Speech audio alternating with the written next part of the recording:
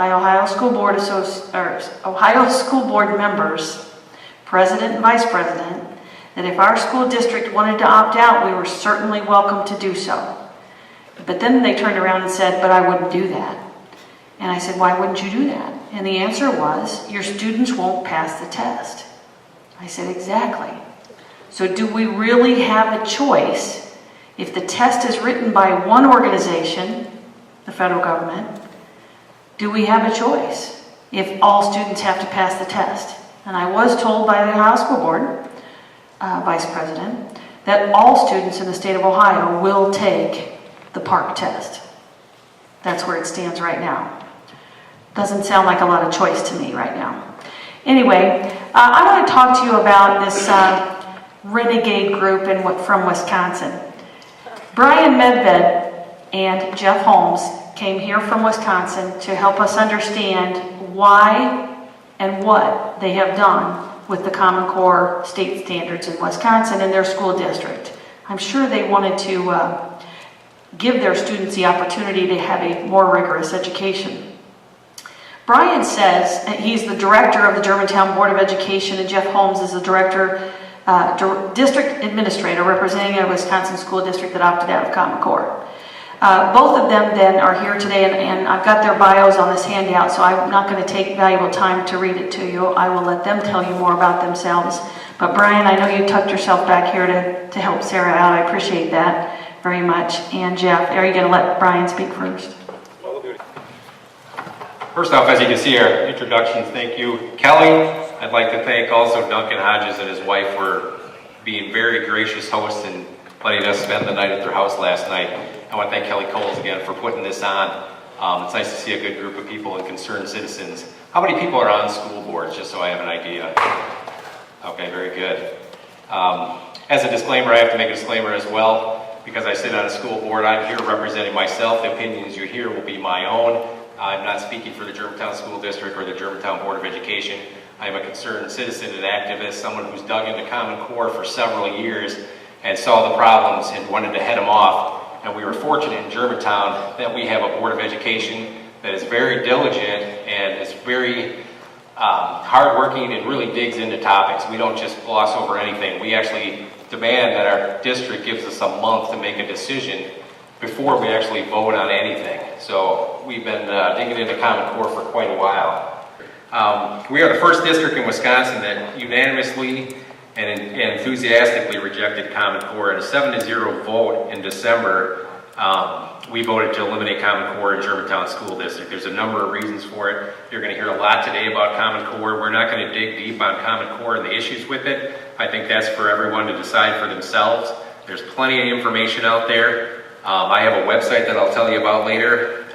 You can find all the information you need to make your own decision on whether you think your district needs Common Core or not.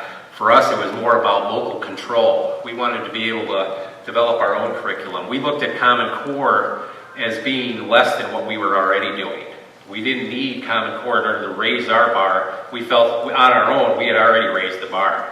The last study I saw, we were the number 6 high school in Wisconsin. We're typically in the top 10 or 15 in the state as far as school districts on performance on report cards. So we were doing well. We didn't feel that Common Core was going to be any help to us. We felt it was more likely going to be a step backwards.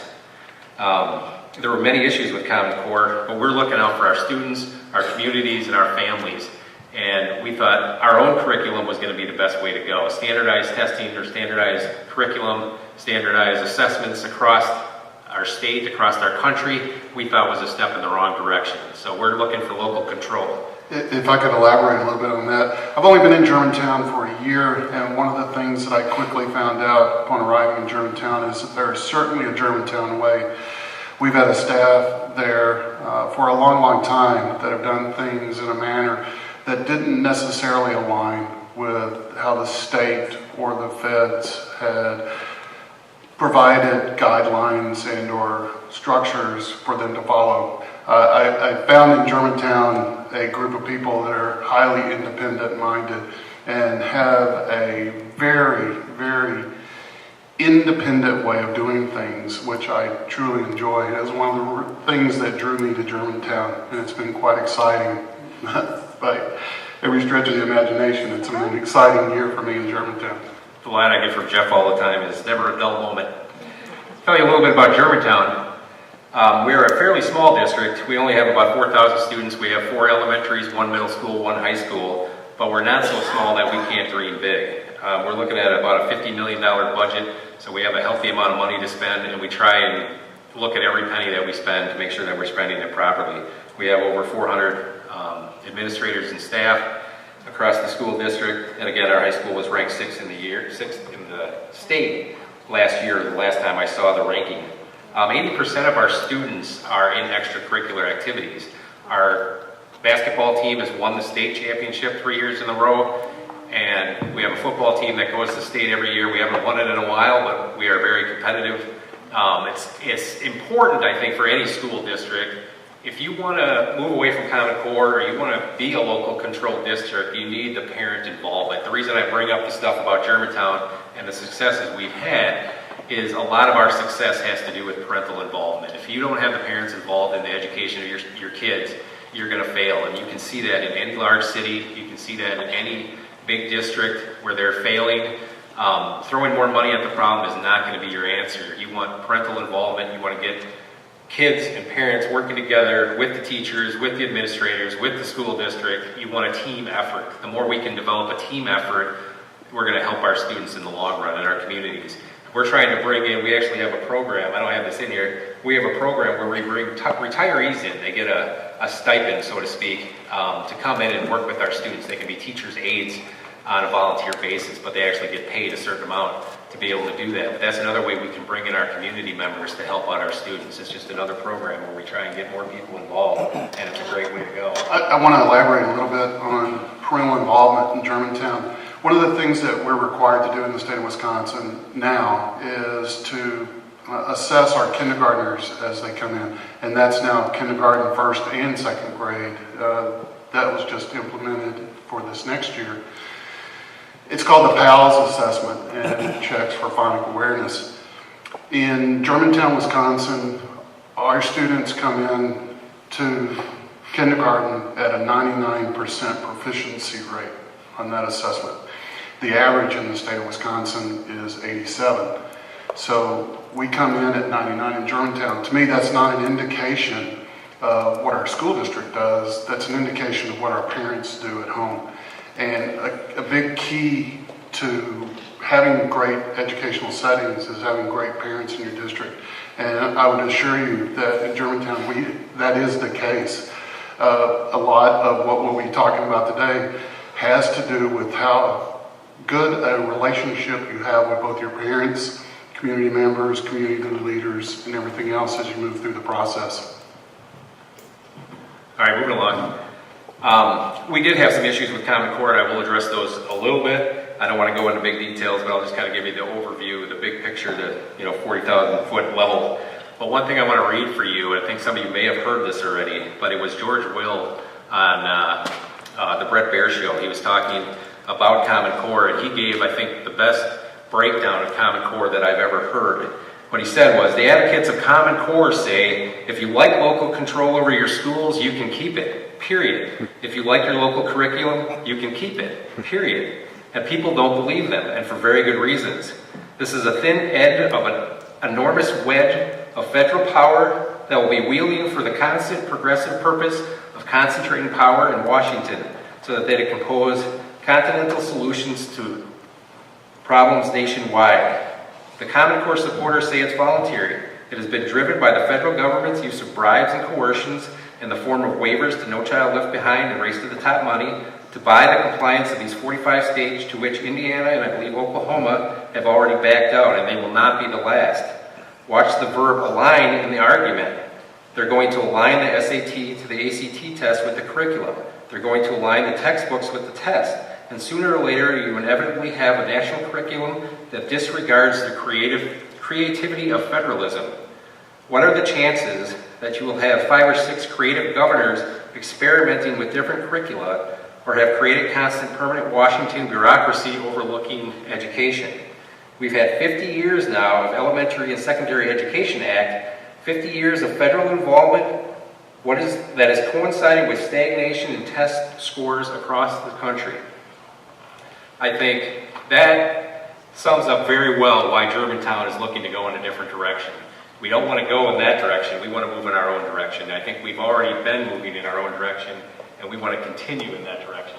It's one of the things that I think people need to understand about Germantown as well, because we do have such a diligent Board of Education, and folks there do their research, as well as our staff members. We have highly educated staff members and community members.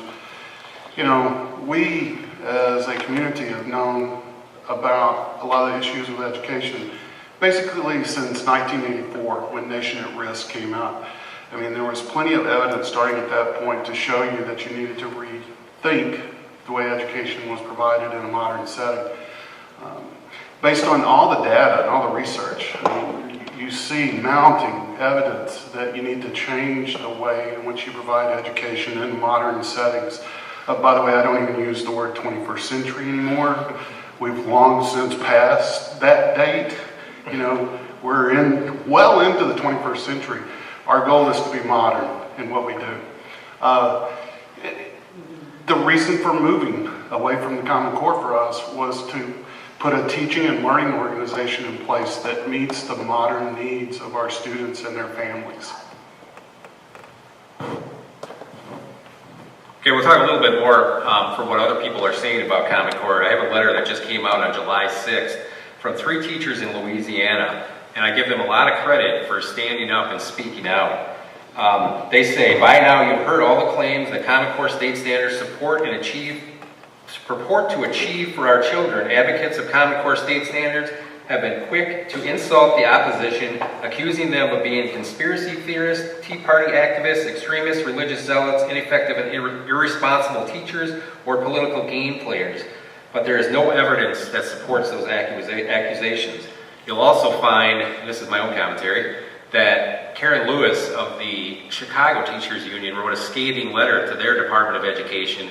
The board, or the Teachers Union in Chicago, the second largest teachers union in the country, is completely against Common Core, as well as the New York Teachers Union, and the NEA now is signed on and is looking to get rid of Arnie Duncan, mainly because of Common Core issues.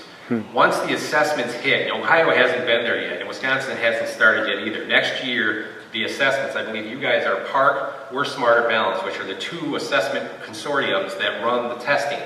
Once those hit next year, I guarantee you the wave of opposition to Common Core is going to overwhelm the school districts. There are going to be people showing up in school districts en masse that will show up and complain about what's going on. That's what's happening in New York, that's what's happening in Illinois, and it's coming to a school district near you. You can count on it. Once the assessments hit and the parents actually realize what these assessments are about and what Common Core is all about, it's going to hit home and they're going to be speaking up.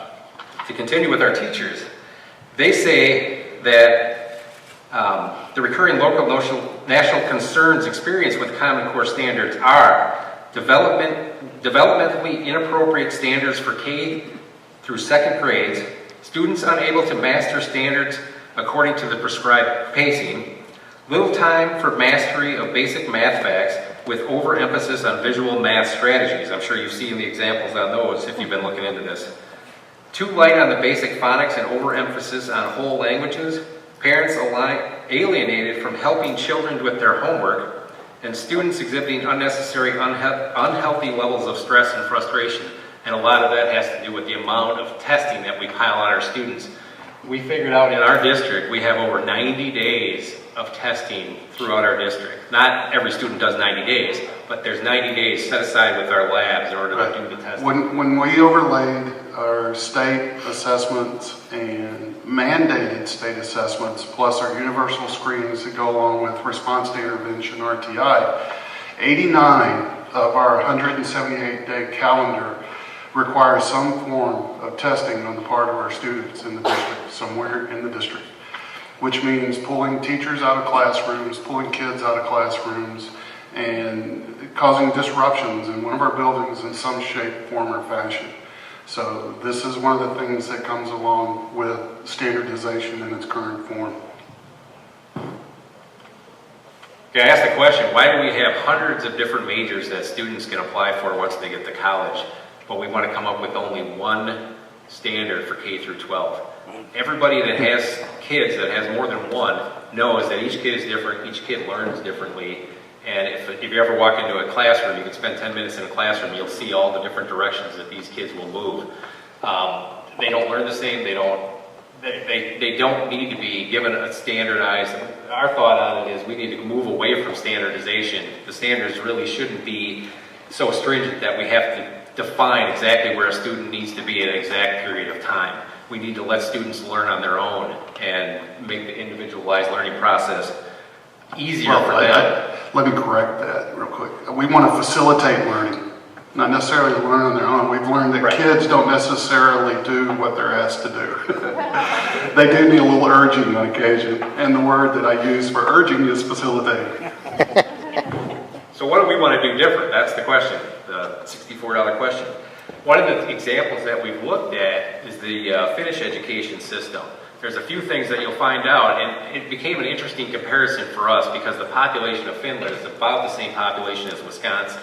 So if you compare us as a nation compared to Finland, and actually we're talking about this, if you were to compare Wisconsin to Finland and you took out the city of Madison and Milwaukee and made us an international body and took a test and compared us with Finland, we probably would compete very well. So we're basically changing the education system in Wisconsin to try and raise the bar in two of our cities that are failing epically in order to hurt the rest of the school districts in Wisconsin. And we didn't have anything to do with that. One of the things you'll find in Finland is that the students don't start until age 7. We're looking for K4, we're looking for K3, we're looking to start kids in school at birth. We disagree with that model as well, and Finland, I think, gets it right. They don't start their kids until age 7. They don't take any tests until they're teenagers, into their teenage years. The first assessment to take is actually at age 16. There's no measurements of any kind for the first 6 years of their education. They spend less than 30% less than we do in the United States, but they have the best education system according to the TIMSS testing, which is the International Benchmarking Test, than any other nation. So it makes a good comparison. Why shouldn't we look at the institutions or the countries that are doing well and what they are doing well that's improving their education system? And if I could, while we do use in our presentation the Finnish model, you have to understand that in Germantown we look at a multiple number of sources for this type of education. South Korea is second in the world, Canada, Ireland, others throughout the world have excellent things to look at. One of the things that we've become in Germantown is very much that divergent thinking and divergent decision making has become a part of what we do. Well, we've quickly learned in a modern day and age that there is not necessarily one answer to an issue, that there can be multiple answers to an issue, and what you look for is the best solution for your particular situation. And we're looking for successful models. We brought in Dr. Sandra Stotsky and had her spend a day with us talking about English language arts curriculum, something that she had spent years developing in Massachusetts to make Massachusetts the best English language arts standards or the best results state in the union. So we're looking for the best. We're looking for the best and the brightest to help us out, and that's exactly what we're doing. Hopefully with our website that we're going to present to everybody, we're going to be able to make a model for other districts to follow. That's kind of our goal. We don't want to spend all of our time working in other districts or traveling around the country. We'd rather just people leave us alone, but we're willing to share, and we're going to do whatever we can.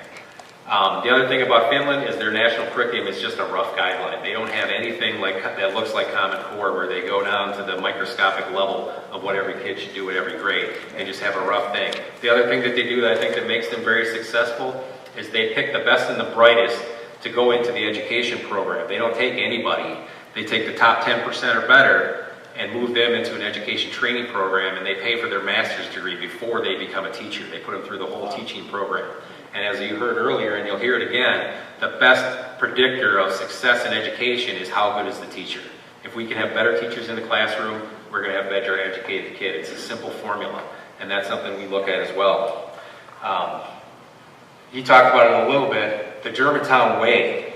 I'll read this. On December 9th, 2013, in a 7-0 vote with the support of our administration, the Germantown Board of Education voted to drop the Common Core standards in favor of creating the Germantown model of academic achievement. As part of the motion, we'll be making our standards and curricula available online for all to view and review. The decision will be the beginning of a long process that should continue indefinitely. Particularly with rapid changes in technology in the world around us, we should always be evaluating new ways to innovate, including refining our curricula and delivery methods. There have been many tested, proven ways to educate. We will find ways to implement these methods and techniques into our standards and curricula. And again, I'm not focused so much on the standards as I am the curriculum. I think that is absolutely the way to go. But that's what we're about. We're taking our local control back. We're going to do what's best for us, and we're going to try and find the best models to implement. Ditto. By the way, I have a handout that I'll have for everyone if you want to meet us, or I'll drop them off, I'll leave them here. And it has the links to everything that I'm talking about here. We have our website that's available for you to check out. It goes through, it talks about the Finnish knowledge, Finnish model, it talks about the Canadian model, the Korean model, all of the different things that we're looking at right now as we develop our own curriculum.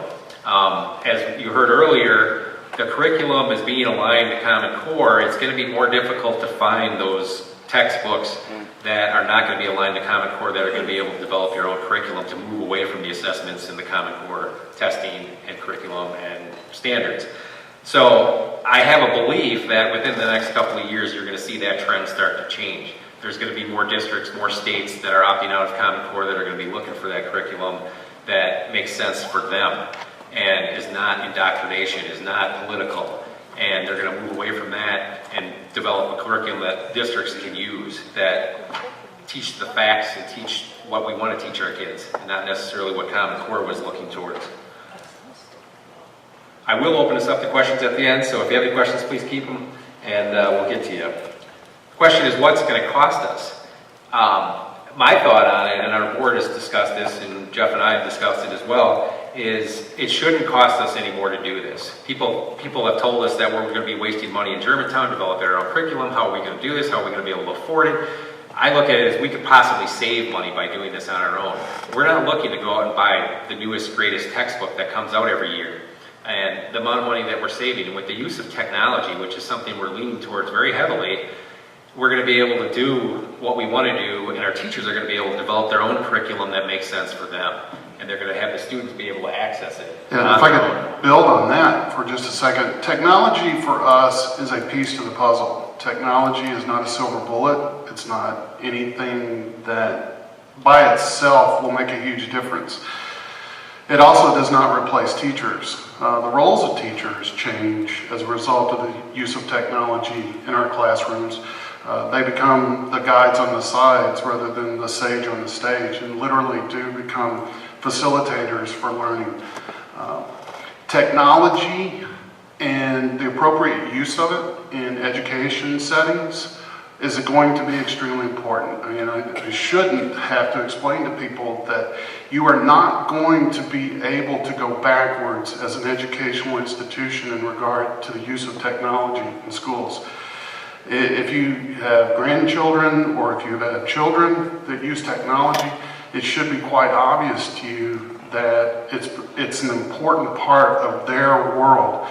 I see with my own two sons, a 14-year-old and a 16-year-old, their use of technology and how they are able to apply that. You know, they are literally digital natives, and I can't envision where we would be able to go backwards at all with the use of technology. So, to expand on that, I want you to go back 20 years and look at the technology that we had. That was about the time I was graduating from college, and I remember the green screen computer. Do we remember those? With the little blinking cursor that we had. If you would have told me that by now we'd have something like this that does what this does in the palm of my hand, I wouldn't have believed it. I can't imagine where we're going to be 20 years from now. How do we say as a Common Core standard that we're going to implement 47 states or 45 states or however many are going to end up doing it? that we're going to have one standard and they're going to make these kids college and career ready, when in 20 years we don't have a clue what the jobs are going to be. We have no idea. I find it hard to believe that that's the answer. I think we need to be very flexible in what we're doing, not have a rigorous standard that's going to be written and carved in stone. We can only change it 15%, all the things that happen that come along with Common Core. The other question we get a lot is, are we going to lose money? Are we going to lose the state funding because of the Race to the Top grant? We actually, in the state of Wisconsin, didn't get any Race to the Top money, but we did get a bribe from the federal government to take the Common Core standards in the state with the application to Race to the Top. We never got accepted, but we still got the money, and that got handed out to the school districts. Our school district got very little of that money. Most of it went to the big cities, Milwaukee and Madison in Wisconsin, and the districts like ours that are pretty healthy financially didn't get much. So there wasn't a lot of money that was out there anyway, but we did contact, that was a concern of ours as well, we did contact our DPI, our Department of Public Construction, which is similar to your Board of Education, and we asked them, are we going to have that money taken back? And they said, absolutely not. We're a local control state, we're a local control district, you have the right to do what you want, create your own standards, create your own curriculum, so they couldn't take the money away from us. So that made our decision a no-brainer at that point. So, moving along.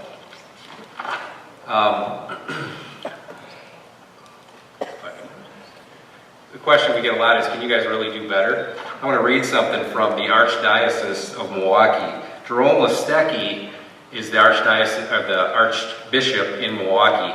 There's 5 archdioceses in Milwaukee, and 4 of the 5 were opted out of Common Core. And I'm sure you'll hear one of our other speakers talk about this a little bit. But what he said to the parents who signed a letter, there was over 1,000 of them that sent a letter to him, wondering why the Milwaukee Archdiocese was not opting out of Common Core. He said, thank you for your recent letter and sharing with me the petition signed by parents within the Archdiocese of Milwaukee. I take your concerns very seriously.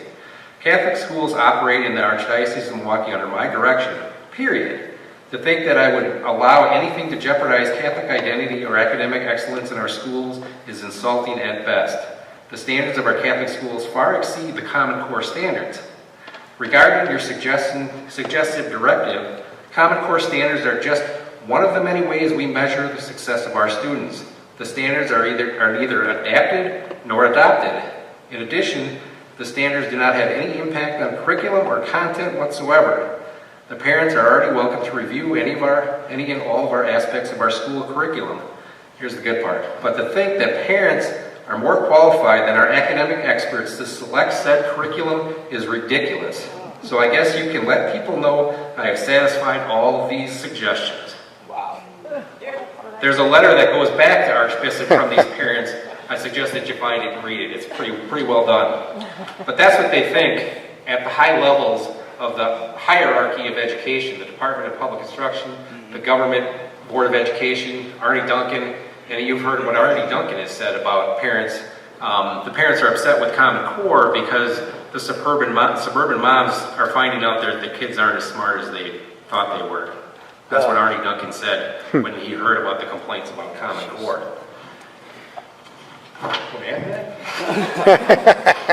So the question is, can we really do better? Some people think we can't, and I would argue that we can do pretty well. As a parent, as someone who's raised 4 boys, I have 2 that are left in high school, 2 that are in college.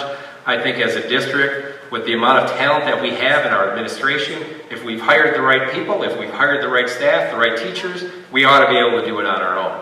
We have a lot of years of education, a lot of years of teaching in our classrooms and across our district with over 400 staff members. I don't know how many years we end up having, but I guarantee you it's many, many decades of experience that we can tap into. And we also have the experts like Sandra Stotsky, Dr. Milgram, some of the people you're going to hear that have rejected Common Core as well. They're willing to help as well. We're bringing in experts. Sandra Stotsky came to our district and she came for just the cost of her transportation to get there. She didn't charge us anything extra to spend a day with us, and she came and met with our community and also described what we should be doing as a district. She had a letter that came out recently as well that describes for states that opt out of Common Core what they can do moving forward, and a lot of it has to do with teacher education and the standards that you're going to develop as a state if you start to go that route. So a lot of good information out there, and I would suggest that you take advantage of it. We've also developed an ad hoc committee, which I will be, as the board member that's chairing the committee, we're going to be developing our own standards. We have done this, started this already. We have a long way to go. Like I said, we're going to be doing this indefinitely. It's going to be a long, involved process, but we're going to use the money that we have budgeted for curriculum as part of our program moving this forward. And we're not going to be able to do it all at once, and we're not going to be able to do the big focus right now is the English language arts, because that's where we started, but we'll move on to math and science and social studies. We'll move into all of the disciplines. But we're going to involve the teachers, we're going to involve the parents, we're going to involve the community. Anybody that has an idea that they want to share, that they think is going to be valuable to help us, we're willing to listen. We're not going to shut anybody out. It's going to be open and transparent. Like I said, with the website, we're going to have everything out there for everybody to see. And we welcome you to check it out as well. We're literally taking on a mentality of education is not something that's done to you. It's something that's done for and with you.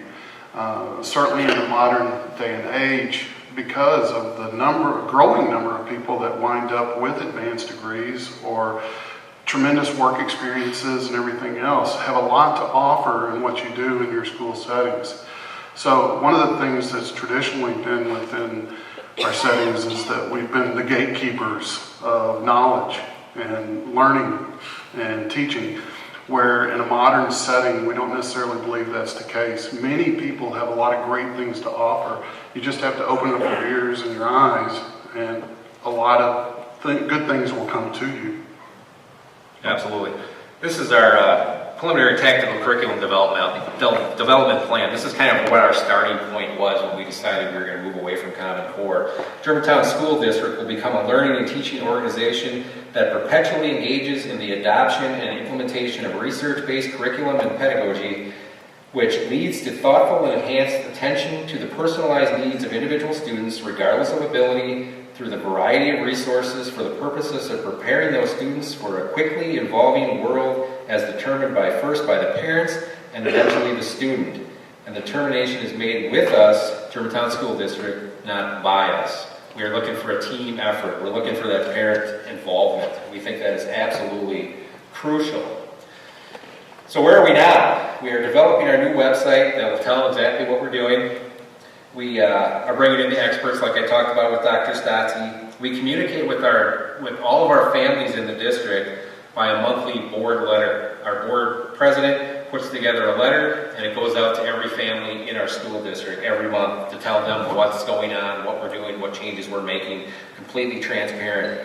We look to show our results. We're not doing this just to make change for the sake of making change. We expect that we're going to improve and we're going to do better, and we're going to prove that when we do better. And we're going to. I do need to give a quick nod to someone here quickly. I'd like to introduce you to Brian Medved's wife, Cindy. I bring her along with me, even though she couldn't be here today. We like our children to be able to think critically. We will be not teaching them what to think, but how to think. And I think that's very important. I believe that we wouldn't be in the mess we're in this country if we were spending a lot more time teaching people to think critically. I think we are lacking common sense. We are lacking critical thinking throughout the country. Thank you. And we're looking to improve on that. We hopefully can make some headway as far as that goes. Again, teaching logic, logical thinking, teach fact-based history and science. Yes. And don't know if they can teach common sense, but we sure are going to try. We are working with several legislators in our state, and a lot of them are coming to us now asking us for ideas. So we've made some inroads with our state legislators, and believe it or not, we do have some that are willing to help. It's been an interesting process for us, not knowing, we were kind of out in the wilderness when we first got into this mess, and now we're trying to fumble our way around a little bit, but we are finding people that are supporting us. We've had overwhelming support from a lot of different areas, including our legislators, several of our education committee legislators in Wisconsin, and I'll talk a little bit more about that. Talk about technology has a place in what we're doing. I don't know how you can ignore it at this point. Our kids are born and bred with technology in their hand, it seems. You can walk into you look at any kindergartner that handles a laptop or a iPad and see what they can do with it. It's kind of mesmerizing to be able to see how they can manipulate a device that we know nothing about. That brings me to the story of the pads that were delivered to a town in, remind me, Thailand? It was in Thailand, yes. In a town in Thailand, they dropped off basically iPad devices. They weren't iPads, I don't remember what the company was, but they dropped them off for this town. And they wanted to see, it was an experiment to see how far they would go with these. These were non-English speaking students that they gave these kids, they basically just gave them the box. And they figured that the kids were just going to open up and play with the box. That's what they expected out of the results. They ended up, the kids learned to read within 2 weeks in English, were able to sing the alphabet within 3 weeks, and within, I think it was 6 months, 4 months, they actually hacked into the operating system of the device and turned the cameras on because they had turned them off and disabled them when they gave them to them. So I think that kids can't learn or aren't capable of using technology to learn. I think we have another thing coming. One of the things that's on our radar that we're keeping an eye on, and you'll probably hear a little bit about it today, and I'm not going to go into it, but the data mining that's going on with Common Core. We are very diligent about protecting our students as far as their data and their test scores and their life. You know, there's so much out there with technology. We don't want to put our students out there in a position where their life's going to be ruined because of a minor mistake that they make. So that's just another thing that we have our radar on, so that you're aware we're not just using technology for the sake of technology and just let our kids run loose. We don't agree with that either. Here's the website. Again, this will be in my handout, but this is our development website where everything is going to be available for you to check us out and see what we're doing, what kind of progress we're making. I wouldn't write it down. If you want, I'll have a piece of paper out. You can write your email down and I'll send you the links so you can have the soft links. You can click on them and make it a little bit easier on you. So, that brings me. You think that's great, well, what are we going to do? How do we get away from Common Core? I'll say you got a lot of things to consider, but you have a lot of options as well. The reason we're here in Ohio from Wisconsin is you're a very similar state to us. Your state statutes are similar, you're a local control state, you have a lot of the same options that we have. There are little tweaks that are different, but there's a lot that is similar. This is my website. First thing you need to do is educate yourself.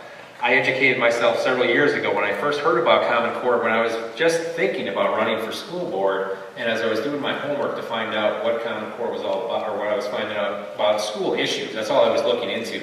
Common Core kept popping up on my radar, and I kept seeing it over and over again, and I kept digging into it. At first, to me, it seemed like a great idea. We had rigorous standards. They were going to be across the nation. They were going to be internationally benchmarked. They were going to be rigorous and college and career ready, 21st century skills. They give you all this fluffy language that sounds really good until you get below the surface. Then it gets a little murky, and that's where my concerns started piling up. So I saved all of the links that I was checking into, all the research that I had done. So you can look, there's, it talks about me, how I got into the situation, the Common Core, the facts, and I linked to the exact people, the authors. There's links from Sandra Stotsky and all the different Tea Party organizations and the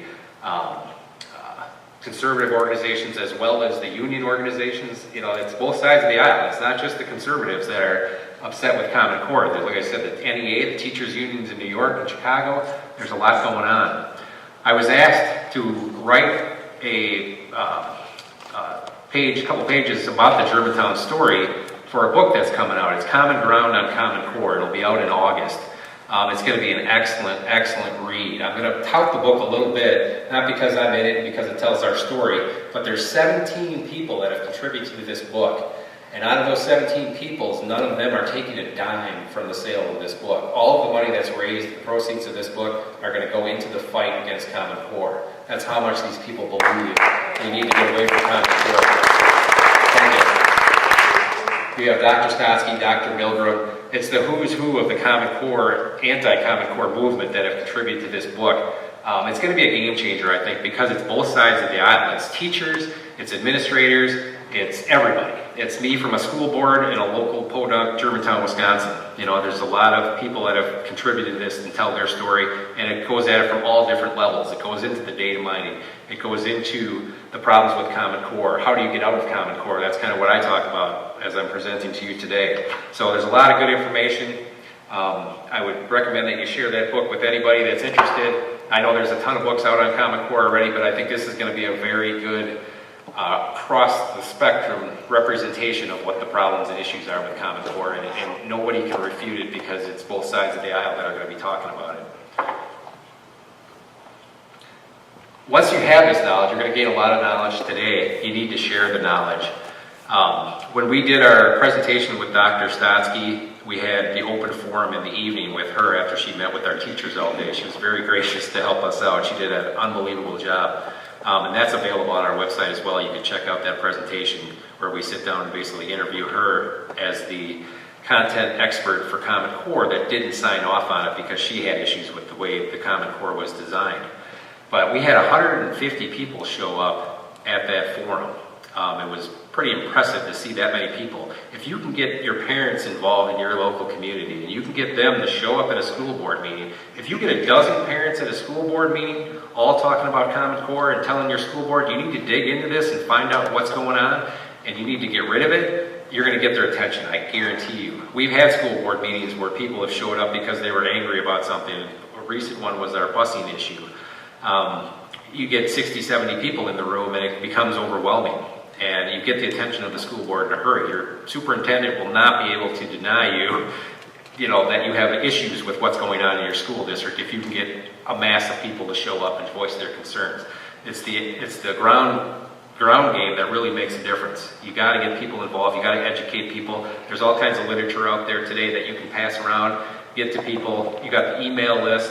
I got to give a plug for social media. I'm on social media. I'm on Facebook. I'm on Twitter, and I do it just because there's a whole lot of people that think the same way that you do, that share ideas, that share stories, that share information, and it's a wealth of knowledge. I get most of my news now from my Facebook page rather than actually going to a news site because I get so many people that are looking out for different topics that send me the stuff that I care about, and I can dig in further on things that I'm interested in. So I would definitely recommend, don't ignore it. With a click of a mouse, you can contact hundreds, if not thousands of people in an instant.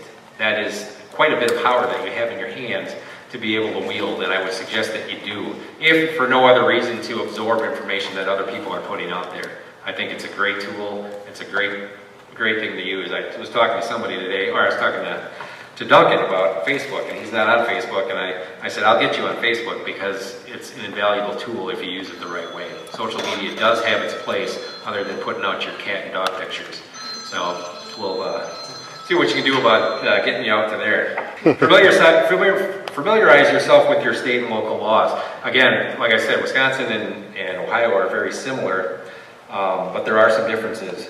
You need to get in touch with your state legislators, figure out who's on your side, who's against the Common Core. A lot of them, you'll find, don't have a clue what it is. Even our state legislators, if they're not on the education committee, they may not even know or have heard much about Common Core. It's becoming more of a national topic, and it's becoming more interesting to a whole lot more people because people are furious about it. And like I said, if they don't get on the bandwagon now to do something about Common Core, they're not going to be able to ignore it by next year once the assessments hit. That I will guarantee you. Work to impact or fix your state policy. That's a big part of it. And again, making those contacts.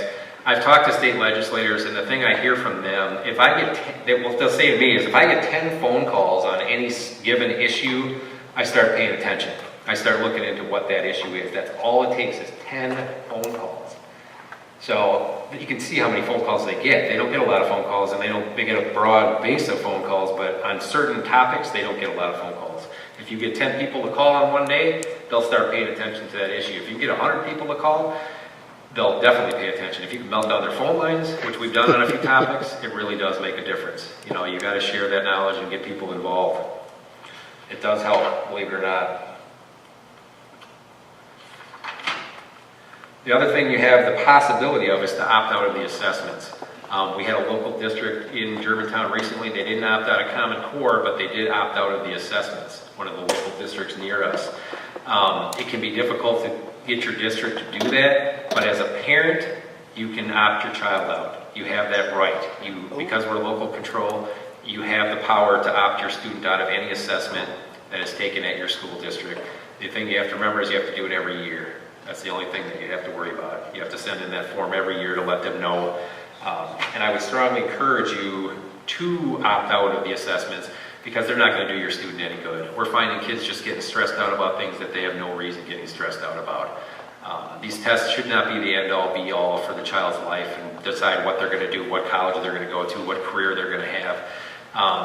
If I would have stopped learning when I graduated from college, I'd probably still be a babbling idiot. You know, it's about teaching kids how to learn. And unfortunately, I got that out of my education. I had a parochial education, and I was able to learn how to learn and be able to do things on my own and be self-sufficient.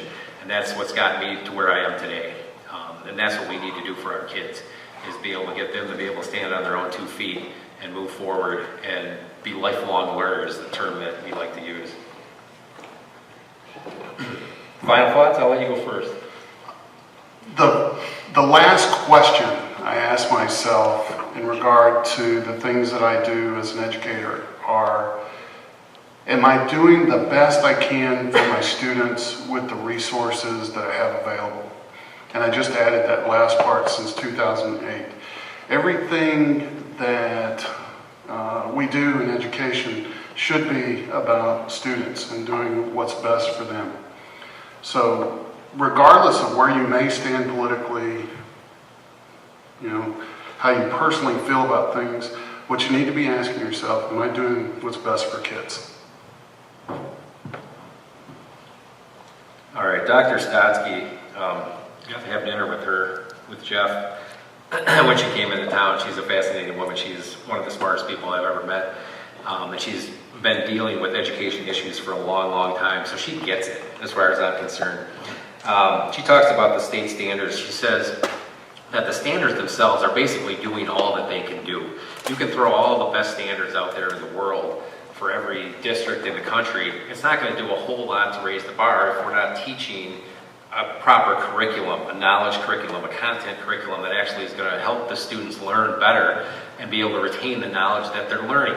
She goes, you know, standards do nothing to do that. Standards, she described it as the bar. Okay, you have a high jumper that can jump over a 7-foot bar, or can't make it over a 7-foot bar, and you raise it up to 8 feet and you say, jump higher. That's not going to help that student ever make it over that 8-foot bar.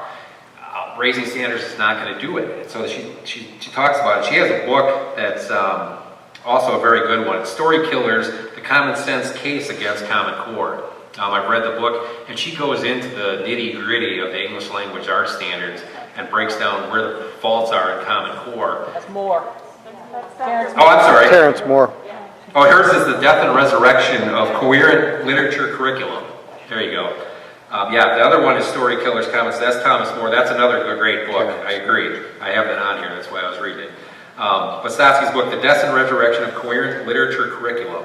And she's very much into the content, teaching the quality stories so that kids have the history of where English language arts came from and the importance of good content. And she does a great job of describing it and talking about it. I would definitely look her up and read anything that she writes, because she's the one that also talked about what states can do. She had an article that came out within the last couple of weeks. Once states move away from Common Core, what can they do to replace Common Core? What are the things that they can do, the steps that they can take? The Common Core map, I'll read you my final quote. Liberty is when your government fears the people. Tyranny is when the people fear the government. If you are not afraid of our current government, you're not paying attention. When the rapid, poorly planned change is implemented by people who exhibit bad faith and self-dealing, then skepticism and resistance are reasonable. In fact, under those conditions, resistance is demanded. Amen. That's where I'll leave you today, and I'll open up for questions. Can I start? Yes? Now, how are you going to get out of the test? I mean, that scenario I played out here is that you can pick a different curriculum, you can ignore the standards, but your students have to pass the test. Is there any apprehension about your students now going to be able to pass the test, or are you going to opt out of the test? Well, here in the next month, one of the plans that we're taking to our legislators is to talk to them about opt-in versus opt-out. That we would make assessments available to those parents that want to have their children assessed. That's one of our ideas right now. Certainly opt out has been discussed very much so in our district, but we don't think that opt-out goes far enough. Unfortunately, the state does require the assessment at this point. That is the elephant in the room for us. That's where we're going to our legislators, trying to make a difference, trying to make the change. We could probably opt out as a school district. We can suggest that our parents all opt out. There's a lot of things that we could do. We haven't gotten that far because in Wisconsin, we're on that tipping point where the legislators want to get rid of Common Core, but they just don't have enough people yet. We have an education committee that has one senator who's a problem candidate that is causing issues and holding everything up. And I think you have the same problem in Ohio. You have a couple of people that are on the tipping point, but haven't quite made the leap of faith to get rid of Common Core. You need to push them over the edge. You need to do something, and you can do it. I'm telling you, it's going to happen in Germantown or in Wisconsin. Germantown's not very concerned about the assessments themselves because, like I said, once the assessments hit next year, everybody's going to look in the same boat. They're all going to look bad. All the districts are going to be comparative. If you take our students and put them apples for apples comparison against every other district, we'll continue to perform as well as we've always done. We're not concerned about that. If you actually look at the cut scores, what they've changed in the last years, our scores in Germantown have dropped considerably. Had nothing to do with what our students had done. They had performed the same scores on the test, but they changed the performance standard. They changed the cut score. They lowered the score so it looked like less were achieving. That's all they did. Basically, the scores were identical to what we have done in the past. So they're playing games with the assessments. They're playing, and they can move it all the way around in either direction. They can change the cut score and not tell you, and all of a sudden it's going to look like Common Core has been a huge success because they've lowered the cut score, and now everybody's achieving the demanded results. And again, And that's what a lot of states have done with No Child Left Behind. That's been going on for years. And again, this is my personal opinion, but it's one of those instances for me, the real issue with Common Core is that it is much of this, it's too aligned with much of the same that we've been doing as a state and as a country in terms of education. I would quote Einstein, you can't keep doing the same things over and over again and expect new results. You know, it's too closely aligned with the factory model for education. It's time to literally rethink and reinvent what you do. You keep the great things that have worked for you in the past, and you let the things go that are not working for you. So the proponents of CCSS answered this question of finished success. How do they answer that question? When you hold that up against what we're getting? According to Dr. Stotsky, who was in the room, she says that they are aligned to the international standard. They don't say that they're benchmarked anymore. They changed that language. They said they looked at the Finnish model and the Korean model and the other models, and they kind of said, yeah, they're close. That's how they did it. There's no testing, there's no results, and that's the whole problem with Common Core. We're throwing it out to 47 states. It's never been piloted. It's never been tested. We don't know what the results are. Bill Gates, who threw all of his money into Common Core, says we don't know for 10 years what's going to really happen. So we're going to throw away 10 years of education for students all across the country. You're talking 50 million kids that are going to be going 10 years, and maybe it works, maybe it doesn't. I think that's, I won't say what that really is, but you get the point. Yes? You talked about opting out, like it was pretty simple. I'm a middle school teacher in public schools, and I know it's pretty rare for a kid to opt out, and I get the feeling, I don't know much, you said we should know more about our laws, I don't really know why the school, you can sense in the office, oh no, so-and-so's opting out, like they're really bothered by it, and I'm not even sure why, but my thought is, having been back in education now at the middle school level after many years teaching high school before all this testing crap, I mean, the glory days. My thought is if we didn't have all these stupid tests, because when I came back into teaching, we got the OAT, now it's the OAA because we don't want to use the word test, because that makes people anxious.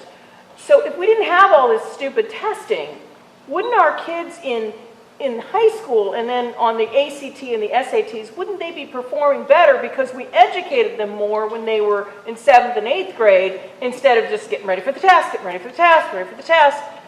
I would argue that is exactly right because that's what Finland is doing and it seems to have results. Right. So absolutely, but going back to the original question is why all the assessments and why if you opt out are they going to stress about it? They're going to stress about it because it's a requirement of the state and if too many parents opt out, they're going to start losing funding.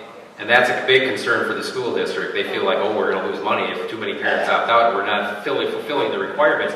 And now we're going to look bad on the state report card because they're not going to be able to give us a good score, and they're probably going to penalize you just as a way to be, you know. Well, in Wisconsin, it's your participation rate.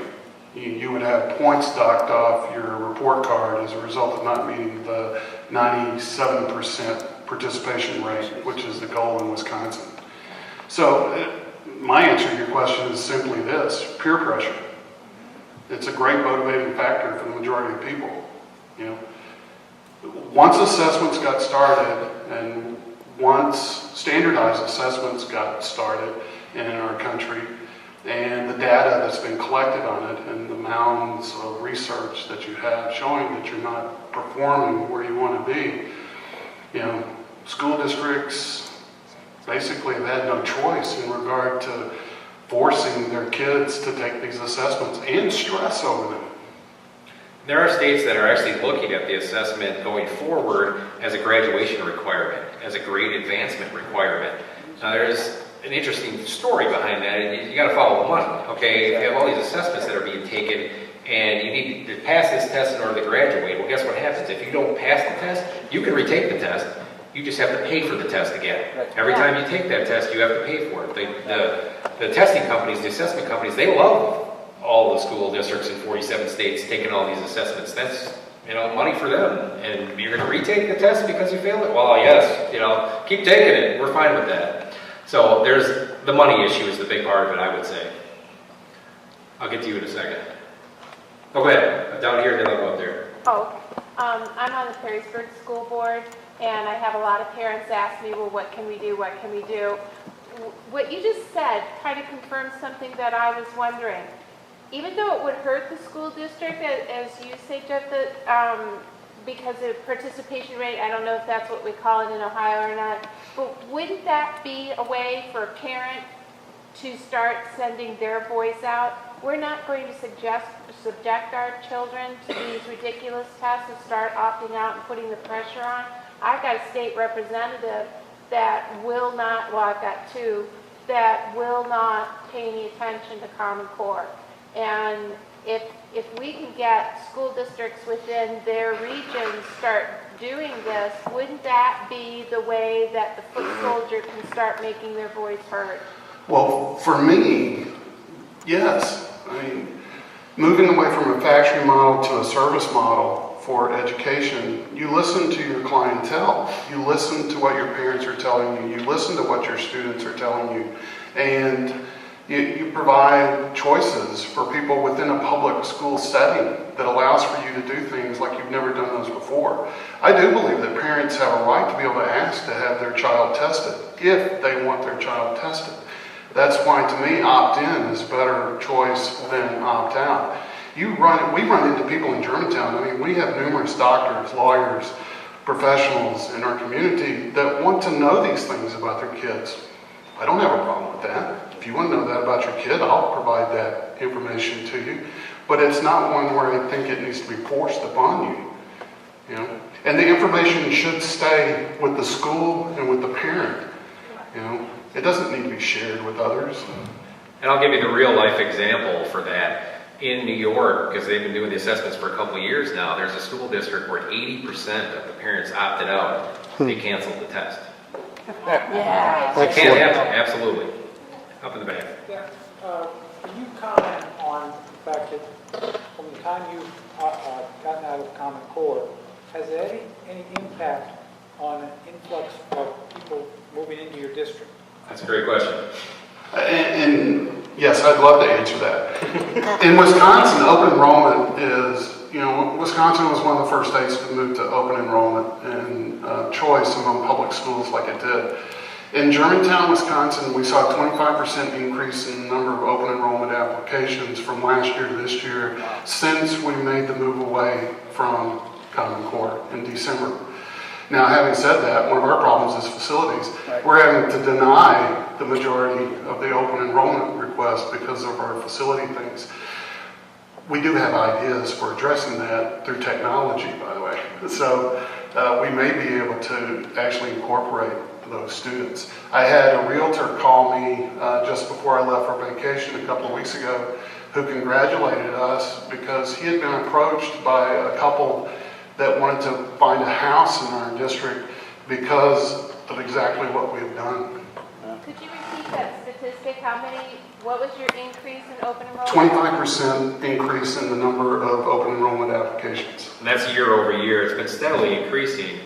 Germantown's been successful for a while. I moved into Germantown 25 years ago, and part of the reason I moved into Germantown before I even had any children was the fact that they were rumored to be a good school district. From what I had heard and talking to people that lived in the community that grew up there, they liked the schools. The schools were still very well funded, very well, the taxes weren't outrageous compared to other communities, but they still had a really good school system. So it was definitely something people look at. I wanted to ask you then, do you think your property values have gone up since that decision? Well, that's a whole, we could talk the rest of the day on property tax and how that's structured in Wisconsin. The schools in Wisconsin are solely funded through property tax, so that's probably not one I would really want to get into. We're a negative tertiary district. Our property values are extremely high because of our manufacturing base, so our residents are penalized through our school funding formula. We have to give back about 35 cents on the dollar as a result of the funding formula. So that goes to the money that we get from the state. As far as the property values in Germantown, I don't know specifically what the statistics are. I'm sure our property values have gone up. They continue to go up. We have, several subdivisions being built in Germantown. There's definitely interest in Germantown. We filled up our business park. We just signed off on another TIF district in order to bring more business into the district. So we're definitely an in-demand community. Yeah. And our residents are coming to grips with the facilities issue. Absolutely. So we're going to continue to grow. I have no doubt about it. The overwhelming response that we've had has been completely positive from conversations I've had. We've gotten contacted from people around the country, from Florida to Maine to California. Everybody wanted to know what we're doing, how we're doing it, why we're doing it. And it's been overwhelmingly positive response, even from our teachers, from our administrators, from right on down the line. I can think of one article that was written negatively about what we did, and it was expected by the person who wrote it. So it wasn't any big surprise to us. So overall, I'd say it's been completely positive. Any other questions? We will hang around for a little bit out there. I have some handouts if anybody's interested. Looks like we got one more question quick. Yeah, about the unions, isn't Wisconsin a right-to-work state? No. Oh, it's not. So how do you deal with all this with the... We have an interesting dynamic in Wisconsin. Because of Act 10, I don't know if you're familiar with it, some of you will be, because it was national news, we had protesters at our Capitol for many, many months because of Act 10 going through, which basically stripped the unions of their power. The teachers union no longer has power except to negotiate base salary. That's the only negotiation we have with the union. Since then, they are not forced to be in the union, so teachers can opt out. So it's similar to a right to work, but it's not called right to work. But a lot of school districts, the teachers have voted now to get rid of the union. In our district, we still have the union, but we only negotiate base salary, and everything else is no longer negotiable. We control our costs and our expenses based on health care, based on retirement. All of those things are no longer negotiated, which helps us in the financial aspect of running the district. We have a little bit more control rather than fighting with the union all the time. And to commend our teachers, we've just gone through the process of establishing an alternate compensation model within our district, and which I think is unheard of. The board will be voting on that here. Well, we did. Components of it, but the final vote to fully implement with all our final figures and numbers and wordings and everything are coming up here in July. So they work with you on this, or with your plan? We've been We're able giving to the teachers basically we're doing it, like I said, in an open, transparent way. We're bringing them into the process. They love to be able to create their own curriculum and do what they want to do in their classroom. We're giving them the power to do that. So for the overall response, once they realize what we're actually doing, that we're not trying to pull the rug out from underneath them, and that we're here to help. We're not here to, we're not going to dictate our standards onto our teachers now just because we took away Common Core. We're moving far away from Common Core. We're moving completely in a different direction. I have no idea where this is going to end up. That's how far away we're going. But I know it's going to be what's best. When you involve the people that we're involving, we're going to have the community involved. We're going to have open forums so that grandparents and parents and community members can talk about what they think we should be doing. We're going to show them exactly what we've come up with, and it's going to be approved by everybody. We're not going to just shove anything down anybody's throat and say this is what you're going to do from now on. So our teachers, I think, are feeling pretty good, and I think the ones that disagree with what we're doing, that like Common Core, they can leave as far as I'm concerned. We'll bring in good teachers to replace them. I have no problem with that. Okay, last one. Sarah mentioned OTES, our new teacher evaluation system in Ohio. Do you know do your teachers have the similar construct in Wisconsin with? That becomes the issue for the teachers. They're being held to a higher standard based on the assessments because of educator effectiveness is what it's called by us. We actually use, our district uses the DPI model, which is a Charlotte Danielson model for educator effectiveness. And then there's an alternate method, Jim Strong's model is also been used. And then there's Marzano. Educator effectiveness right now has a lot of our teachers in the state of Wisconsin on edge. I could understand why you probably have teachers on edge in Ohio. Again, it's one of those things for me where probably all those models have great things about them, but there are certainly flaws in all the models. Again, for me, education is not an exact science. And the more and more that people try to make it an exact science, the more cumbersome education tends to become. All right, we'll wrap it up there. We're going to stick around for a little bit. We'll have a table out in the back. We'll have